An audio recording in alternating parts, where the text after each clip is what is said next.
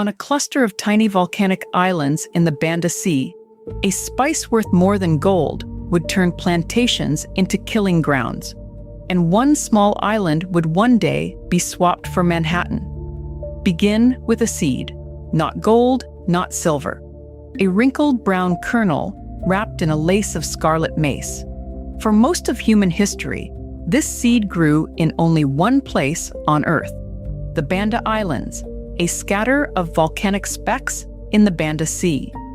Until the mid-19th century, these islands were the world's sole source of nutmeg and mace. The connection runs astonishingly deep. The earliest evidence of nutmeg use is roughly 3,500-year-old residue found on a potsherd from Pulau Ai, one of the Banda Islands. UNESCO's own records confirm the same thing.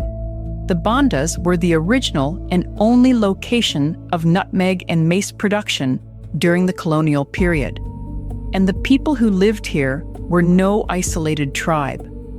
Before any European fleet arrived, the Banda Islands were governed by an oligarchy of orang kaya, literally the rich men.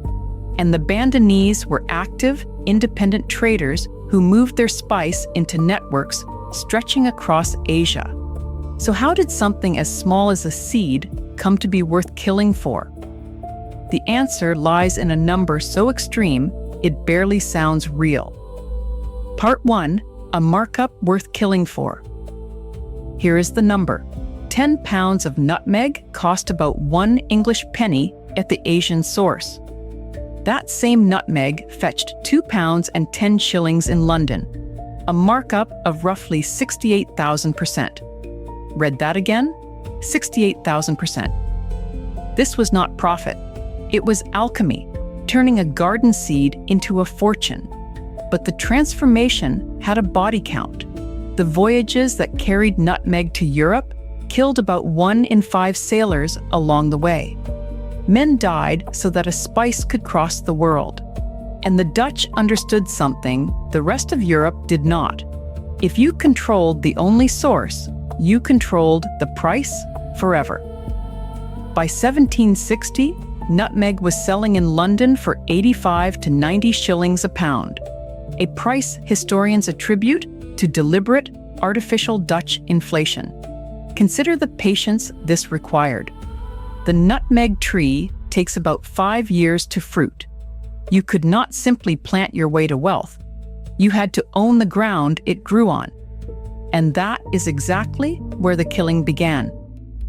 Part 2, the man who held out for 1,540 days. Because to own the source, someone first had to be removed from it. Into this collision of empires sailed an Englishman. On the 25th of December, 1616, English East India Company captain Nathaniel Courthope landed his ships, the Swan and the Defense, on Run, the smallest of the Banda Islands. His mission was simple and enormous. Breaks the Dutch hold on nutmeg. Courthope did something the Dutch could not tolerate. He signed a contract with the islanders of Run, under which they accepted King James I as their sovereign. On paper, a piece of the nutmeg monopoly now belonged to England. What followed was one of the most stubborn stands in the history of trade. With only a small force of defenders, Courthope held off a Dutch siege, not for weeks, not for months, but for 1,540 days. More than 4 years, on an island you could walk across in an afternoon. He held until 1620, when he was finally killed. But the fall of one captain did not settle the question. The Dutch still faced a problem far larger than a single holdout, an entire population that traded freely and refused to surrender its monopoly. What would it take to erase that problem entirely? Part 3, 1621, the cost of a monopoly. The answer came in 1621, and it is the darkest chapter of this story. To secure a total monopoly, the VOC's Governor-General, Jan Pieterszoon Coen, launched a campaign against the main Banda Island, using Dutch troops alongside Japanese mercenaries. The scale of what happened is measured in human lives. Historian Willard Hanna estimated the pre-conquest population of Banda at roughly 15,000 people. After the conquest, only about 1,000 survived. Broader estimates place the population between 13 and 15,000, and the outcome is the same. The Orang Kaya, the island's leaders, were publicly executed. The Bandanese as a people were very nearly annihilated. This was not the accidental toll of war, it was the deliberate emptying of a homeland so that its most valuable ground could be controlled by a single company. We name these numbers not as spectacle, but because the people behind them deserve to be counted. Around 1,000 survivors were kept as forced laborers on the very plantations that had once been theirs. And now, the VOC faced a strange new problem, one entirely of its own making. It had won the islands. Part 4, Empty Islands, Enslaved Hands, and a Treaty. But it had destroyed the hands that worked them. A nutmeg grove is worthless without people to tend it. So the VOC restocked the depopulated plantations the only way a slaving enterprise knew how, by importing enslaved and indentured people from Borneo, Makassar, the Malay lands, Java, China, and elsewhere. An entire island economy was rebuilt on bondage, its original community replaced by people torn from their own homes. Meanwhile, the diplomatic loose end from Run had never been tied off. That thread was finally cut on the 31st of July, 1667, when the Treaty of Breda was signed, ending the Second Anglo-Dutch War of 1665 to 1667. The treaty worked on a principle called uti possidetis. In plain terms, each side keeps what it currently holds.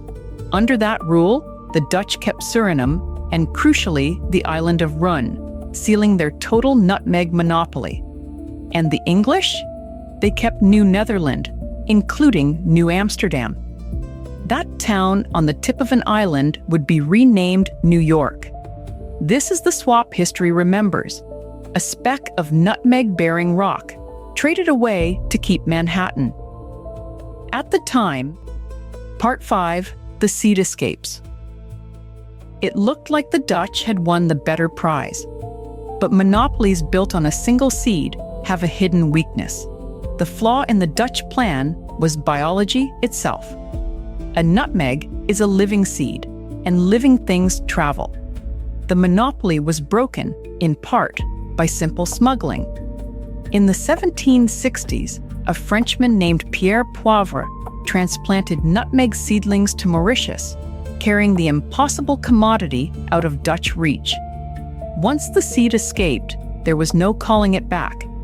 The British, too, transplanted nutmeg trees to other colonies, spreading cultivation far beyond the Banda Islands. And then came the plant's second act, half a world away. Nutmeg reached the Caribbean island of Grenada in 1843. There it thrived so completely that it became Grenada's top agricultural export and made the island the world's second largest producer of nutmeg, after Indonesia itself. The pride runs so deep that when Grenada adopted its national flag in 1974, it placed a stylized split nutmeg right on it. A spice from the Banda Sea, now a symbol of a Caribbean nation. The seed that empires had killed to contain had simply walked out the door and put down roots wherever it was planted. Part 6, What the Seed Remembers. The monopoly that cost thousands of lives was, in the end, undone by a few seedlings in a pocket. So, what remains? 4 centuries later, the market answer is almost mundane. Nutmeg today is a common spice, sold cheaply the world over. Its once astronomical value collapsed by the very transplantation the Dutch fought to prevent. But the human story did not vanish with the price.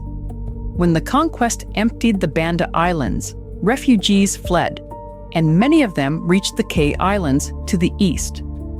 There, the descendants of those who escaped became the ancestors of a surviving people, sometimes called the Wandan.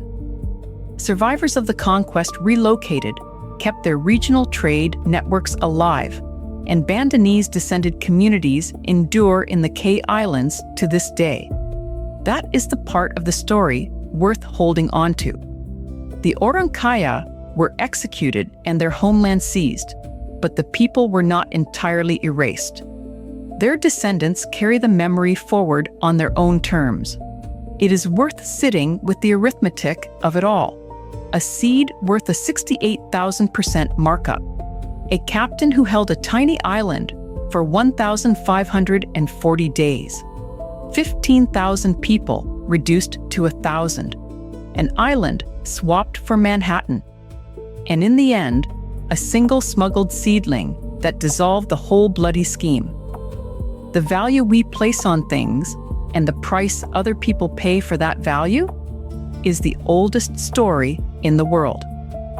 Sometimes it is written in something as small and as ordinary as the spice in your kitchen. This story includes accounts of colonial violence and mass killing. If it raises difficult feelings, consider reaching out to a trusted person or a local mental health or crisis support line in your country. You do not have to sit with it alone.